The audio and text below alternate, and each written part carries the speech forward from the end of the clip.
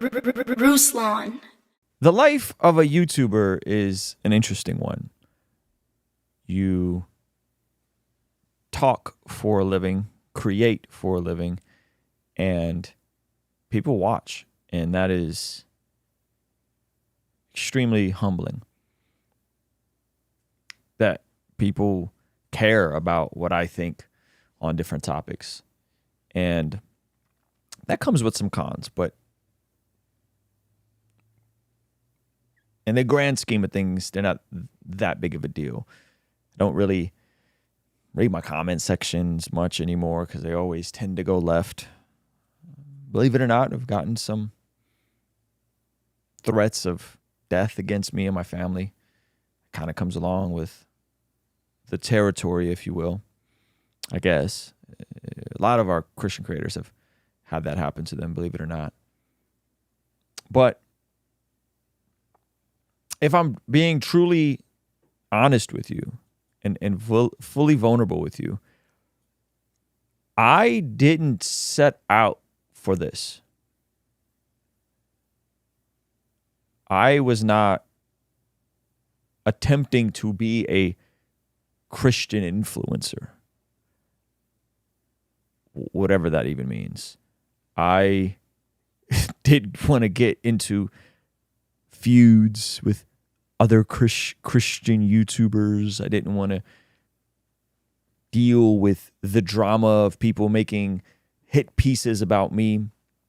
I didn't want to deal with being out in public and kind of vulnerable situations, holding my 2-year-old and getting recognized and not knowing if it was going to be a positive interaction or a negative, awkward interaction.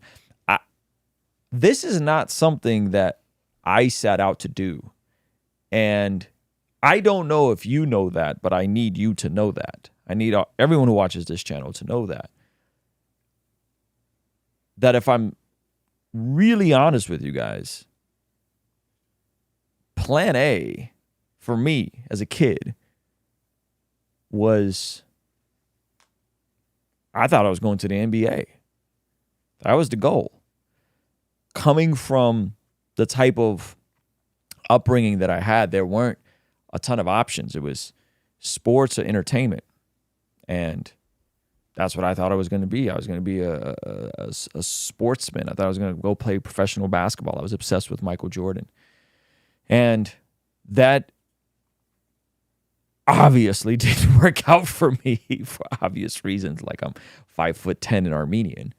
All right. But I decided if basketball wasn't going to work out, I was going to go do music. And even doing music was fun. I got to travel. I got to do shows. I got to play. And the most fulfilling times was actually not playing at churches. It was playing in front of non-Christians at colleges and conferences and things like that. And so I did not plan to be even a Christian artist, believe it or not. It just kind of happened by happenstance. And as I got on YouTube, you guys go back and look, videos from 2015, 2016, 2017, 2018, it was more so me attempting to help other independent artists. That was like the vast majority of my content. I didn't want to lead with my faith. I didn't want to be a Christian influencer. I didn't plan for it. Like I genuinely didn't plan for this stuff. And that could be confusing to people because people see me and they're like, oh, you're like a Christian thought leader. You're a Christian influencer. You're a Christian. And I'm like, man, you know, if you really only knew the half of it, you would consider the perception of who I am in this space totally differently. And so what happened was that I love Jesus. And because I love Jesus, over 20 years ago, I gave my life to Jesus. And then the very next logical step was if I'm going to give my life to Jesus, well, I got to plug in and be around Jesus's people.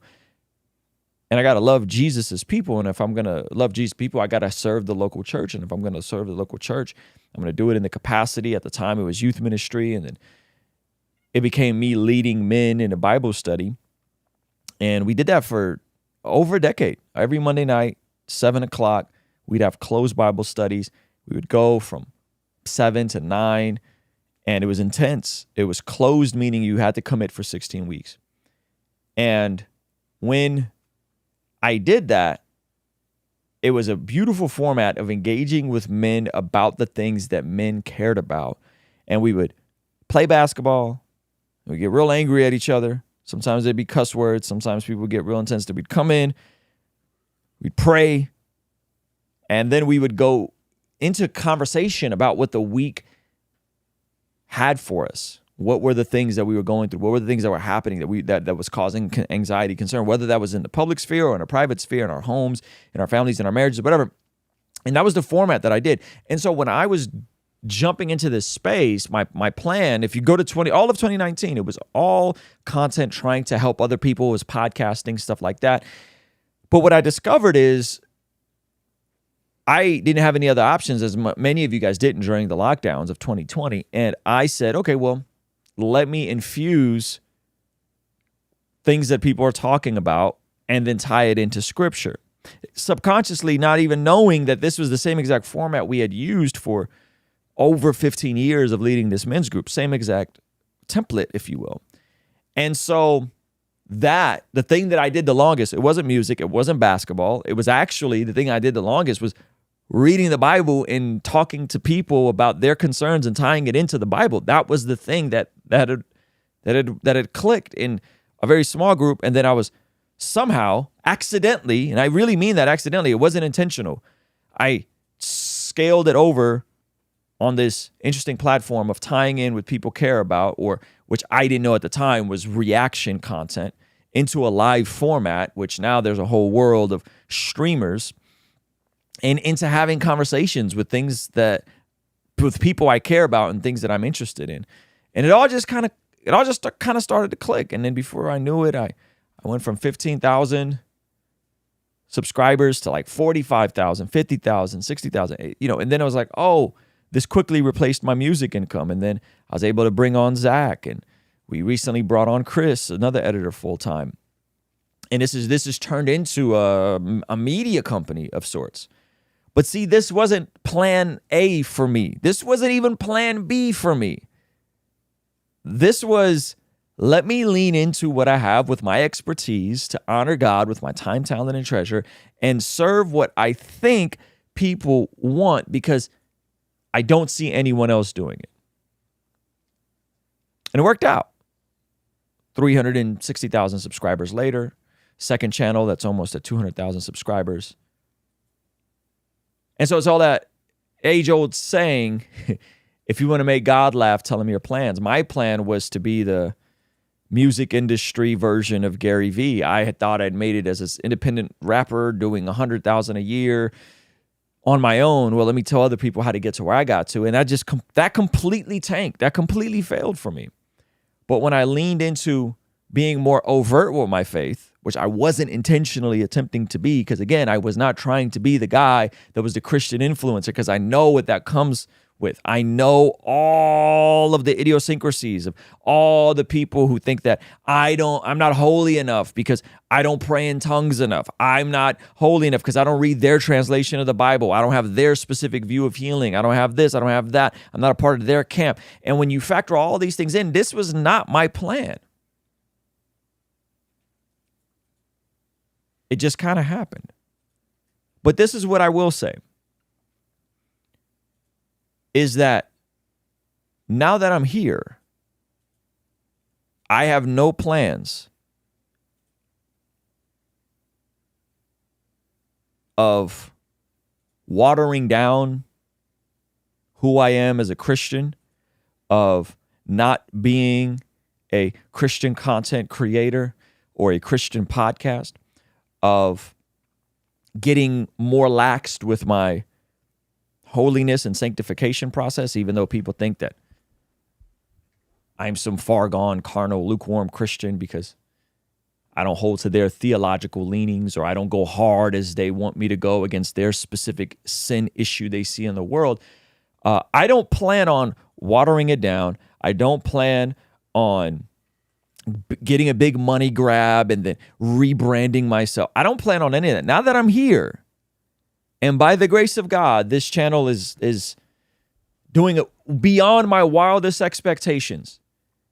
And I'm navigating something I never really wanted to navigate, which is how to be a Christian in the public sphere while having your faith and your livelihood attached, interconnected. I didn't set out for this, but now that I'm here, I want you to know, the viewer of this video, to know that I am more passionate about Jesus than I've ever been. That I'm more passionate about the scriptures than I've ever been. That I'm more passionate about the local church than I've ever been. That I'm more passionate about serving people than I've ever been. That I'm more passionate about helping you in whatever capacity I can through this interesting medium we have of YouTube and podcasting.